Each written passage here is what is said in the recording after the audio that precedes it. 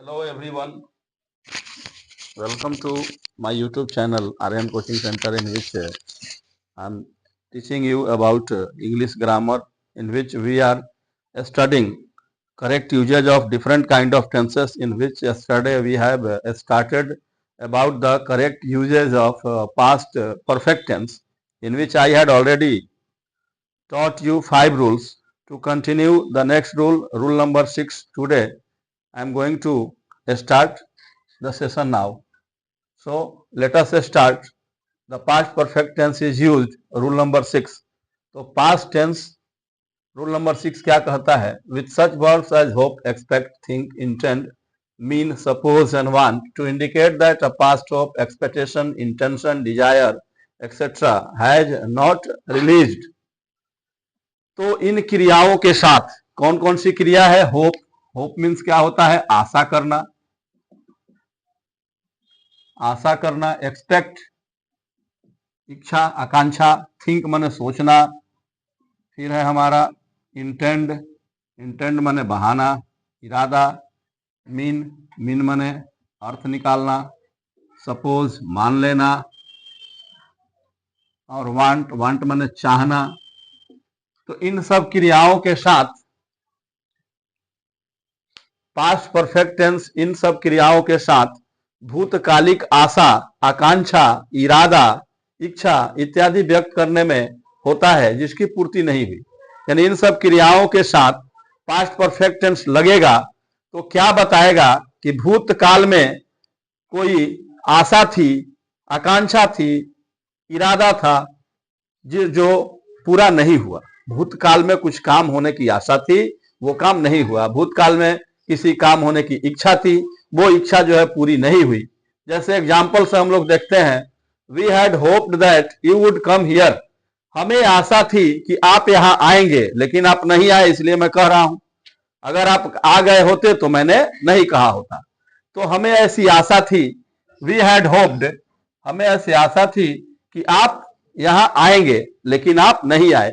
यानी वैसा भूतकालिक इच्छा जो पूरा नहीं हुआ. भूतकाल में इच्छा थी हमारी कि आप यहां आएंगे, ऐसी आशा थी कि आप यहां आएंगे, लेकिन आप नहीं आए. तो भूतकालिक आशा जिसकी पूर्ति नहीं हुई. She had thought of helping me but the weather did not change. उसने मेरी मदद करने के लिए सोचा था, लेकिन मौसम नहीं बदला. यानी पूरा ऐसा था कि वह मेरी मदद करेगी. उसने सोचा था कि मैं जो है इसकी मदद करूंगी, लेकिन मौसम नहीं बदला, जिसके कारण मेरी मदद नहीं हो पाई. तो इन सब वाक्यों के, इन सब शब्दों के साथ, इन सब वर्ब के साथ भूतकालिक जो है आशा, आकांक्षा, इरादा, इच्छा, ये सब व्यक्त करने में जिसकी पूर्ति नहीं हुई है, हम पास्ट परफेक्ट टेंस का प्रयोग करते हैं. तो we had thought, she had thought of helping me. उसने मेरी मदद करने के लिए सोचा था, तो सोचना के साथ आ गया. लेकिन जो है मौसम नहीं बदला, इसलिए उसका सोच जो है सोच ही रह गया और मेरी मदद नहीं हो पाई. क्लियर है?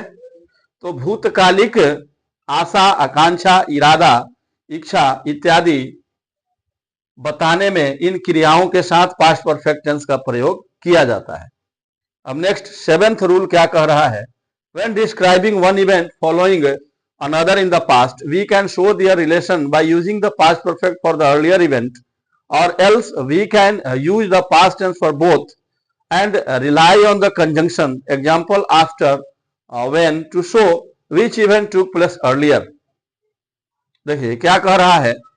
इसका 7वां प्रयोग क्या है कि जब भूतकाल में एक घटना के बाद दूसरी घटना का वर्णन हो, यानी भूतकाल में दो घटनाएं घटित हुई हो, एक घटना पहले हुई है, दूसरा घटना बाद में हुई है. तो पहले हम लोगों ने पढ़ा था कि जब भूतकाल में दो घटनाएं घटित हो तो जो घटना पहले घटती है उसमें हम पास्ट परफेक्ट टेंस का प्रयोग करते हैं. ऐसा हम लोगों ने कल पढ़ा था. तो वो तो है ही.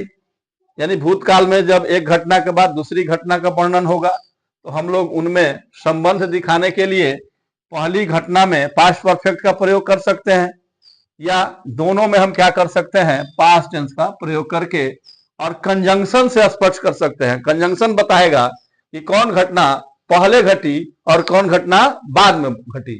जैसे आफ्टर, आफ्टर माने बाद में, व्हेन, व्हेन माने जब, तो इससे क्लियर हो जाएगा कि कौन घटना पहले हुआ, कौन घटना बाद में घटा। तो या तो हम पास्ट परफेक्ट हम यूज करें, जो पहले घटना घटी है उसमें पास्ट परफेक्ट टेंस का हम लोग यूज करते हैं, कल हम लोगों ने रूल पढ़ा था। अगर ऐसा नहीं करते हैं तो क्या करेंगे, दोनों पास्ट में हम रखेंगे और कंजंक्शन से क्लियर कर देंगे। कैसे, I ate my lunch after my wife came home from shopping. तो मैं अपना लंच खाया और मेरी पत्नी शॉपिंग से लौटी, यानी मेरी पत्नी के लौटने के बाद मैंने अपना लंच किया। इससे पता चल जा रहा है कौन काम पहले हुआ। तो पहले पत्नी आई तब जाकर के लंच मिला, नहीं तो अब इसको हम परफेक्ट में कैसे करेंगे, I ate my lunch after my wife had come home from shopping. तो पहले वाइफ जो है शॉपिंग से घर आई है, उसके बाद जो है मैंने अपना लंच किया है। तो या तो हम पास्ट परफेक्ट का यूज करके क्या कर सकते हैं, ये दिखा सकते हैं कि कौन सी घटना पहले घटित हुई है। कल भी हम लोगों ने इसके बारे में पढ़ा था कि जब दो घटनाएं भूतकाल में एक साथ घटित हो तो पहले जो घटना घटित होती है उसमें पास्ट परफेक्ट लगाते हैं और बाद वाले के साथ पास्ट इंडिफिनिट लगाते हैं। अब इसमें क्या कह रहा है कि दोनों में हम पास्ट लगा सकते हैं और एडवर्ब से हम क्या करेंगे, कंजंक्शन जो है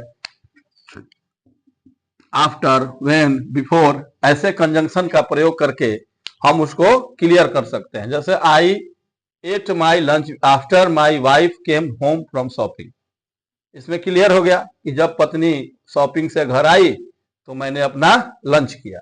अब इसको हम परफेक्ट में दिखाएंगे तो काम कौन पहले हुआ जी, पत्नी पहले आई है। तो I ate my lunch after my wife had come home from shopping. फिर ऐसे ही सेकेंड एग्जाम्पल है, after the teacher left the room the teacher started talking. After the teacher left the room the children, not teacher, the children started talking. तो जैसे ही शिक्षक जो है वह रूम छोड़कर चले गए, बच्चे बातचीत करना शुरू कर दिए। यानी पहला काम क्या हुआ, टीचर चले गए। टीचर रहते तो बच्चा नहीं शोरगुल करता, बातचीत नहीं करता। टीचर जब चले गए तब बच्चों ने शोरगुल करना, बातचीत करना शुरू कर दिया। तो after the teacher had left, पहला काम कौन हुआ है जी, तो पहला हुआ है कि टीचर जो है रूम छोड़ के चले गए। इसलिए इसमें क्या लगाएंगे हम, हैड प्लस V3, परफेक्ट का यूज करेंगे, पास्ट परफेक्ट इसमें लगा देंगे और ये पास्ट इंडेफिनिट में रहेगा। तो या तो पहले वाली घटना के लिए पास्ट परफेक्ट और दूसरे वाले के लिए पास्ट इंडेफिनिट लगाएं, और नहीं तो कंजंक्शन का प्रयोग करके और हम दोनों को एक साथ भी पास्ट में रख करके भी दिखा सकते हैं। After the teacher left the room the children started talking. Okay.